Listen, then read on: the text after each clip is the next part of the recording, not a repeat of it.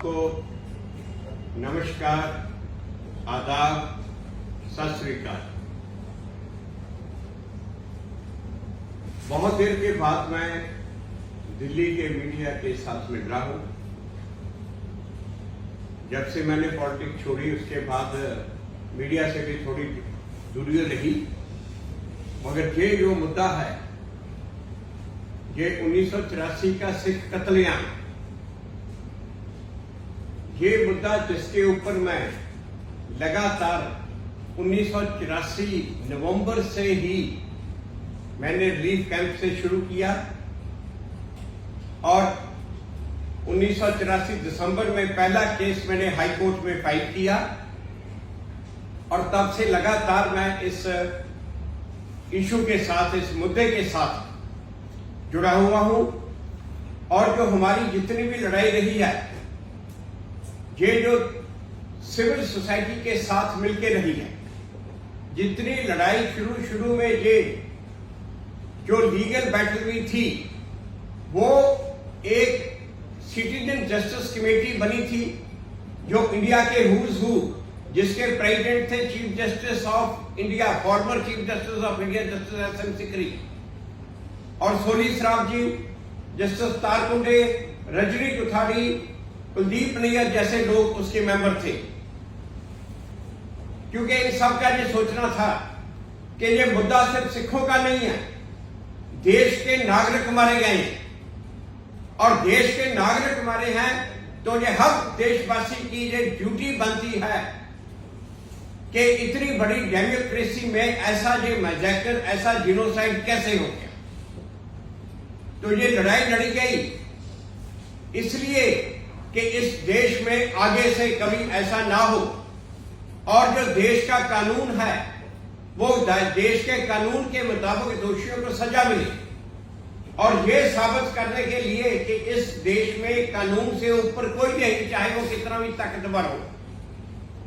मगर ये इतनी लंबी लड़ाई इतनी लंबी चली गई। अब इसके बहुत से पहलू हैं। एक सबसे बड़ा पहलू जो आज हम बात कर रहे हैं कि 28 ये जो मेन कत्लेआम शुरू हुआ वो 1 नवंबर से शुरू हुआ, सुबह से 1 नवंबर से लेके 3 नवंबर सुबह तक मेन कत्लेआम हुआ।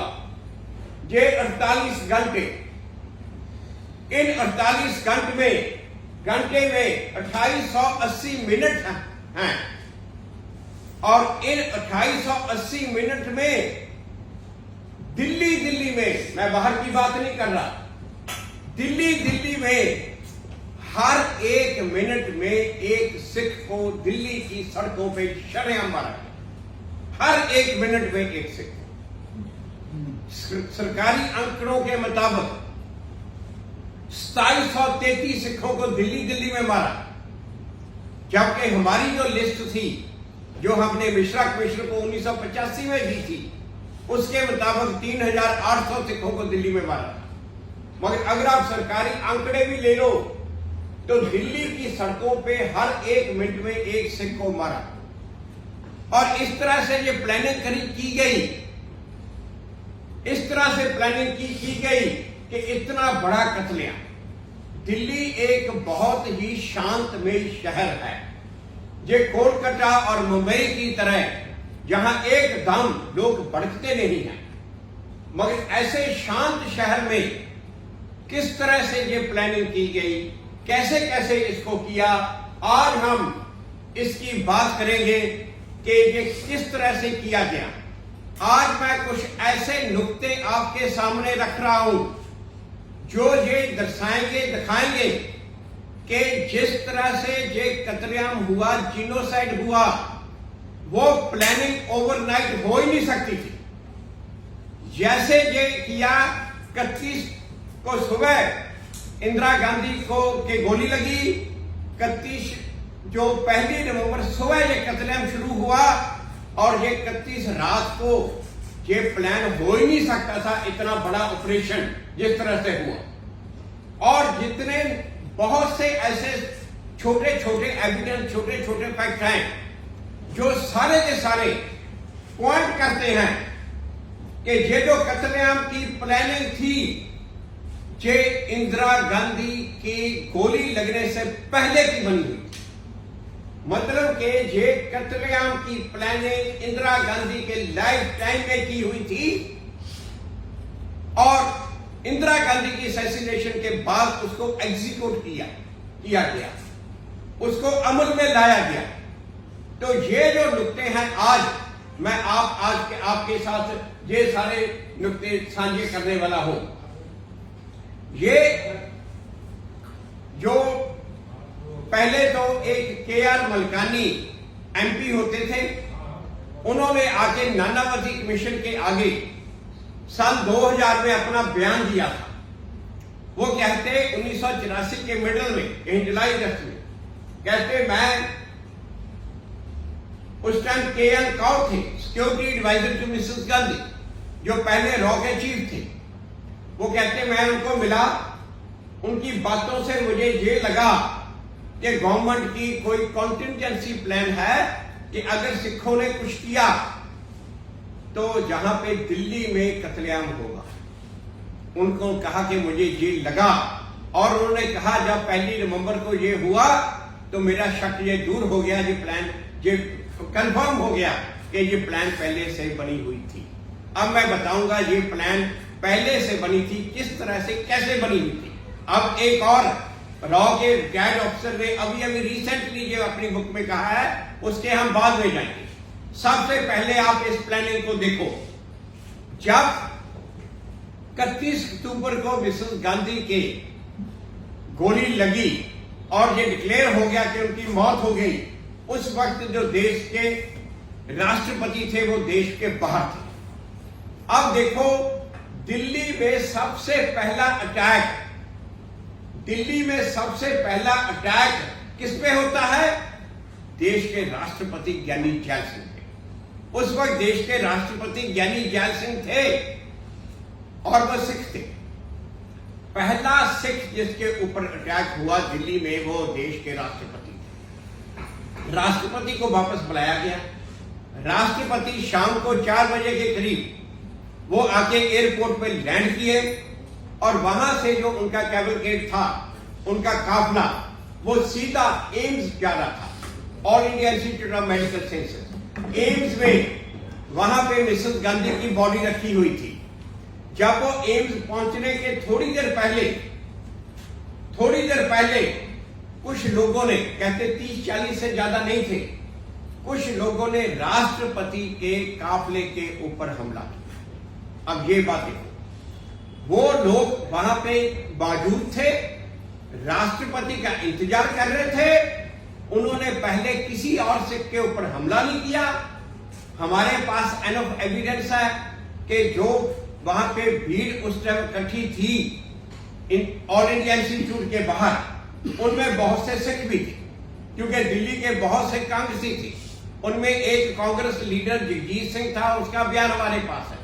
एक और वहां पे उनमें से DP गुलाटी थे, उनका बयान हमारे पास है।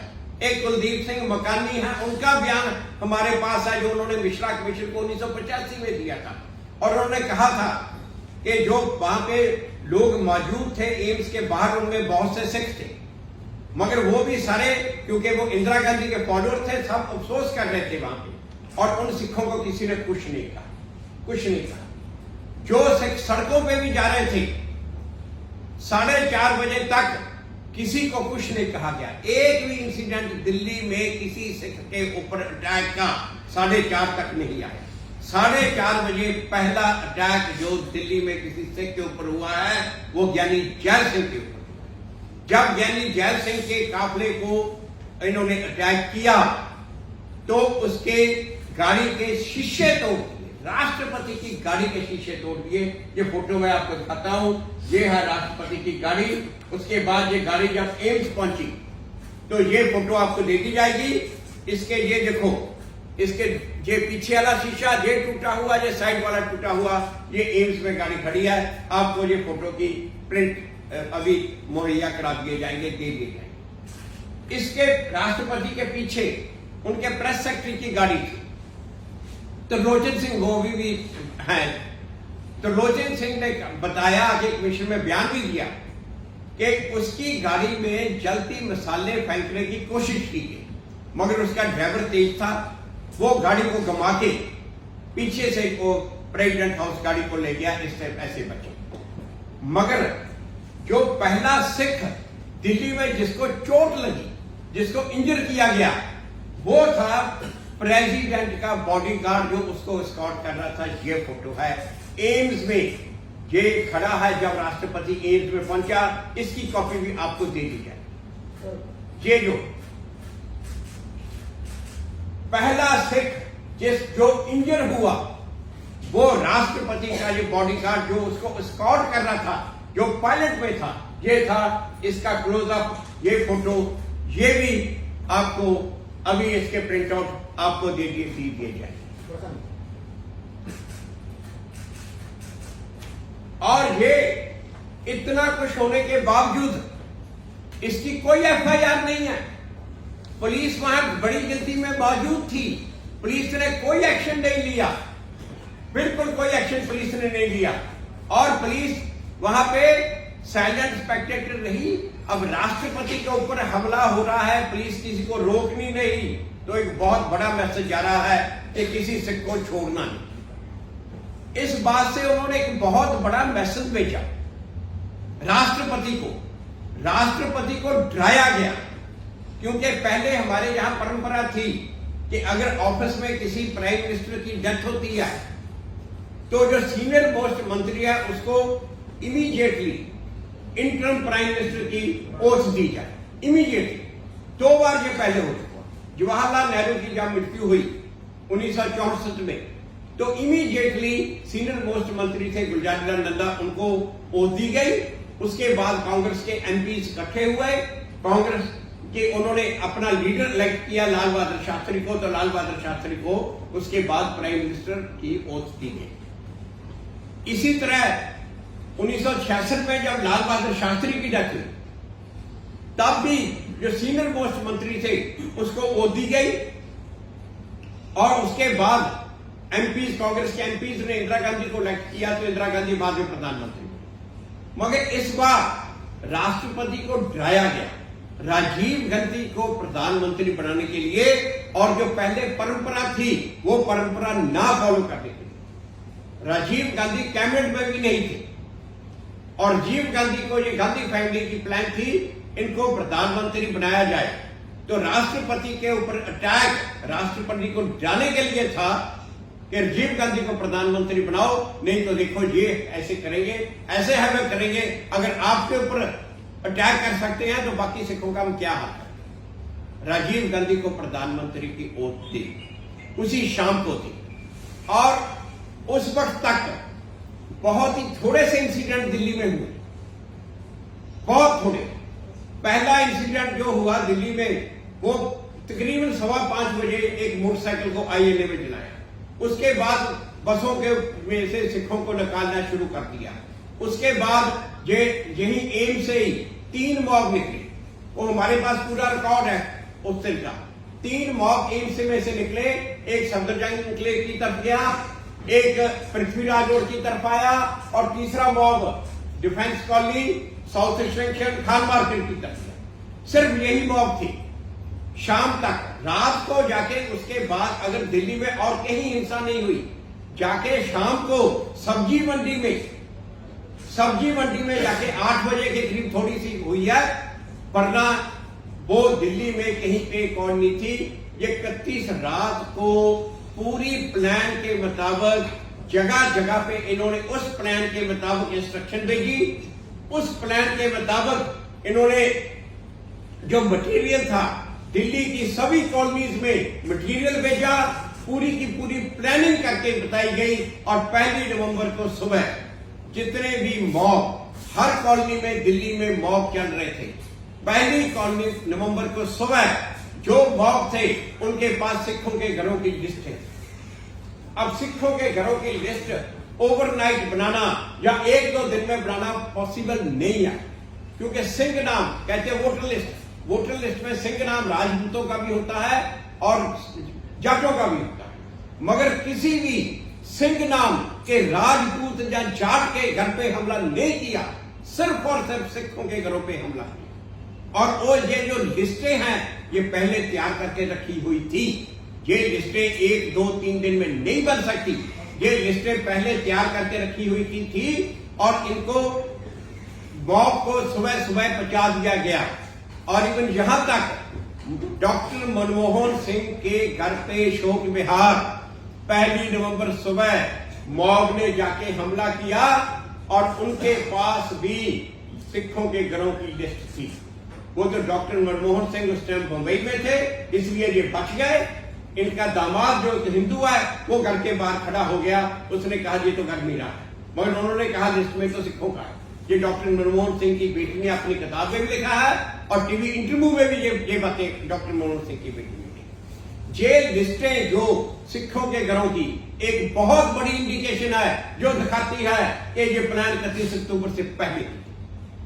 दूसरी बात, जहां जहां पे भी मॉब जा रहा था, मॉब के साथ हर सब जगह पे दिल्ली के सब कॉलोनियों में ये था कि मॉब के पास एक पाउडर था जो पाउडर को फेंकने से आग लग जाती थी।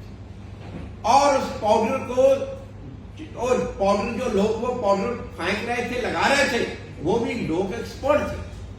कोई अनजान आदमी तो उस पाउडर को यूज ही नहीं कर सकता, उस अपने हाथ जलाने का। तो ये जो पाउडर था, पहली बात तो ये पाउडर अरेंज करके रखा हुआ था। दूसरी बात, लोगों को ट्रेन करके रखा हुआ था कि ये पाउडर कैसे यूज करना है।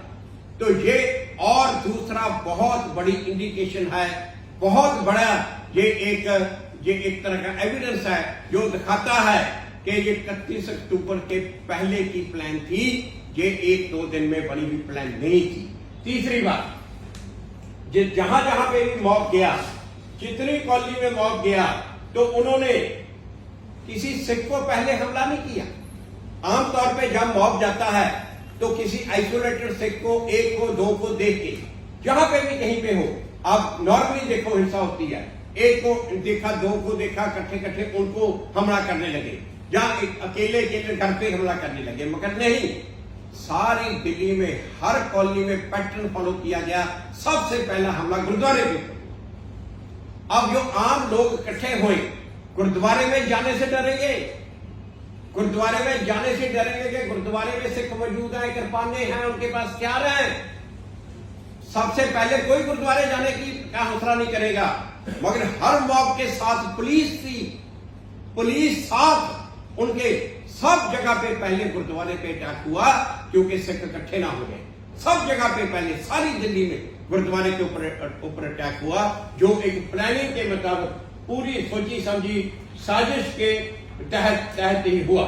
और तीसरी बात, सारी दिल्ली में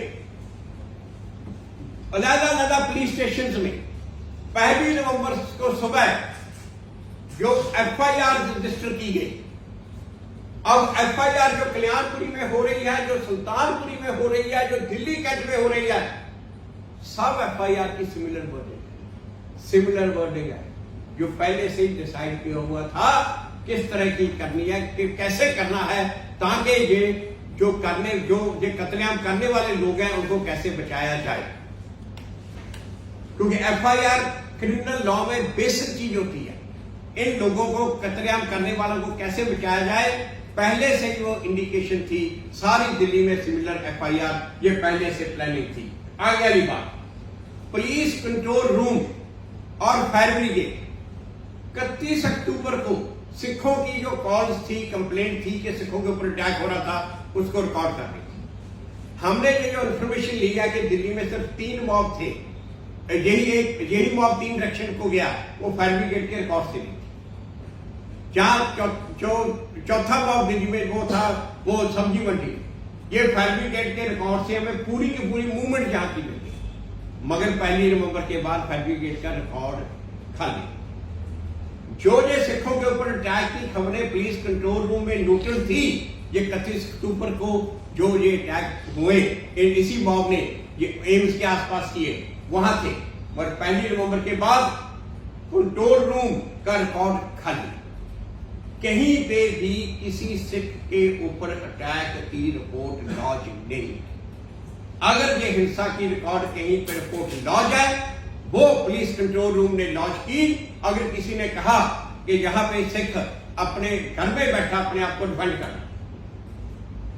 वो लॉज की कि ये सिख अपने आप को डिफेंड कर रहा है, तो बड़ी गिनती में पुलिस फोर्स वहां पहुंची और वो पुलिस फोर्स वहां पे पहुंच के उन्होंने वहां पे जाके मॉब को कुछ नहीं कहा, उस सिख को उसके हथियार छीने, उसको डिमोबिलाइज किया और ज्यादा कई जगह पे तो उनको गिरफ्तार किया और सिख को जेल में डाला, मॉब को उसके घर को दुकानों को मॉब के हवाले कर।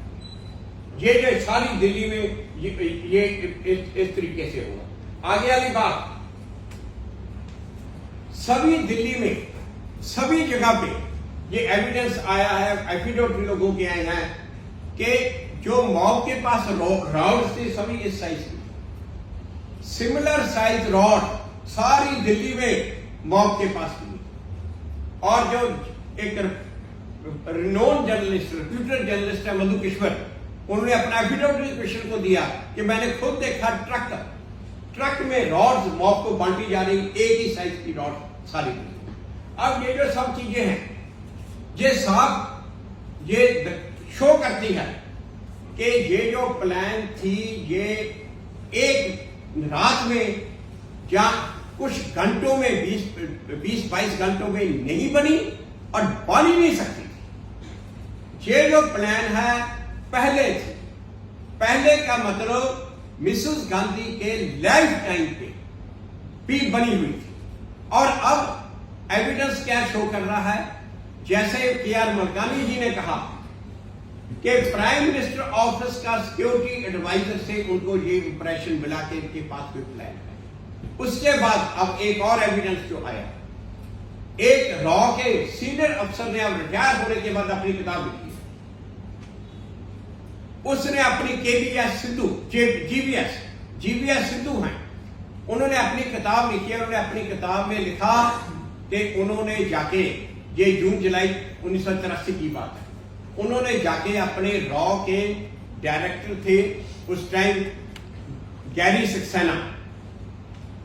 सक्सेना को कहा कि मुझे ये इंप्रेशन है कि मिसेस गांधी के ऊपर अटैक होगा।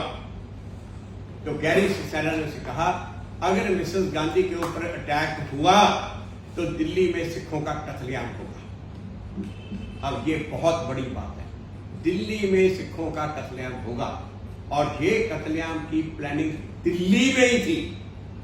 जो बाकी जगह पे ये पैटर्न फॉलो नहीं हुआ, बाकी जगह पे ये पैटर्न फॉलो नहीं हुआ, बाकी जगह पे डिफरेंट था। दिल्ली में ये सारी प्लानिंग दिल्ली में। अब कोई प्राइम मिनिस्टर और प्राइम मिनिस्टर की सिक्योरिटी एजेंसी और इंटेलिजेंस एजेंसी किसी डेमोक्रेसी की प्लान करें कि अगर प्रधानमंत्री के ऊपर अटैक हुआ और उस अटैकर में कोई सिख हुआ तो हम ऐसे सिखों का कत्लेआम करेंगे दिल्ली में, राजधानी में। इससे ज्यादा शर्म की और क्या बात। Genocide, world over genocide, genocide की डेफिनेशन में, नरसंहार की डेफिनेशन में बिल्कुल ये करता है। किसी ने भी अटैक कर दिया तो यहां पे जो गरीब वो बैठे हैं कल्याणपुरी में, त्रिलोकपुरी में, सुल्तानपुरी में, वो सिख हैं। उनका कसूर सिर्फ ये है कि वो सिख हैं।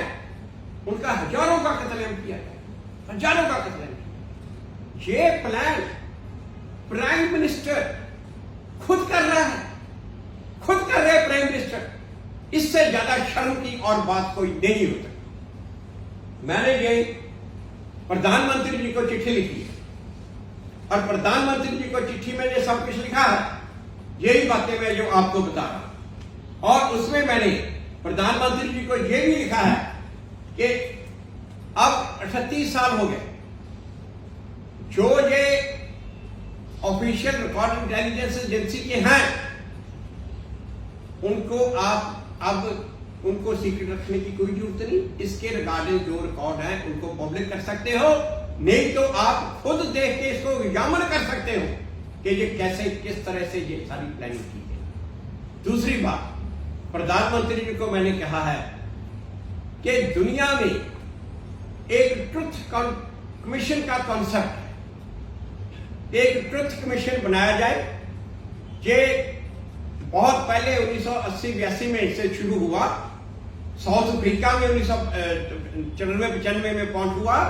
उसके बाद बहुत देशों ने ये पॉइंट किया है, जहां पे जो सच्चाई पता नहीं लगती।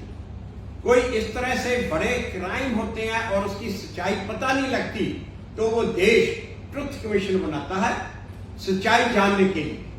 और ये बहुत सालों के बाद भी ये ट्रुथ कमीशन बने हैं, जहां पे अभी तक ये 1984 के सिखों के कत्लेआम की सच्चाई मालूम नहीं है, बाहर नहीं आई। ये तकरीबन 10 साल पहले ये डिमांड उठी थी, ये ट्रुथ कमीशन। कुलदीप नैयर जी ने कहा था कि ट्रुथ कमीशन बनाया जाए, मगर उस टाइम मैं भी नहीं माना और भी सिख संस्था नहीं मानी, क्योंकि सज्जन कुमार का केस और टाइटल का केस उस टाइम पूरे जोरों पे चल रहा था। सज्जन कुमार का केस तो उस टाइम फैसले के पास था। हमने कहा कि अगर अब ट्रुथ कमीशन बनाया तो ये सज्जन कुमार के केस के ऊपर इसका एडवर्स इफेक्ट पड़ेगा, तो इसलिए उस टाइम हमने ये डिमांड को नहीं कहा। मगर अब सज्जन कुमार जेल में है, अब ये मैंने डिमांड किया प्रधानमंत्री जी से कि ट्रुथ कमीशन बनाया जाए। जीबीएस सिद्धू जैसे और भी बहुत से ऑफिसर होंगे जो उस टाइम किसी पोजीशन पे थे, बड़ी पोजीशंस पे जो बैठे थे और जिनको नॉलेज है इन बातों की। प्राइम मिनिस्टर ऑफिस में उस टाइम और भी बहुत से ऑफिसर होंगे जिनको इस बात की नॉलेज है, क्यों ज्यादातर तो उनमें से नहीं है। जैसे गैरी सिंसेना जी की इंफॉर्मेशन के मुताबिक 2017 में उनकी डेथ होगी। ऐसे बहुत से, ऐसे काओ साहब की भी डेथ होगी। ऐसे बहुत से लोग हैं जो दुनिया में नहीं है, मगर अभी भी बहुत ऐसे हैं जिनको इसकी इंफॉर्मेशन है, जो हैं।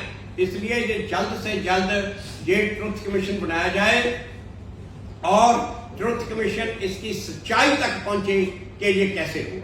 और अगर ये बात साबित होती है कि ये इंदिरा गांधी के लाइफ टाइम पे ये प्लानिंग बनी थी, तो इससे शर्म वाली और कोई बात नहीं। तो इंदिरा गांधी को दिए हुए जितने भी अवार्ड हैं, जितने भी डेकोरेशन हैं, भारत रत्न भी वो वापस लिया।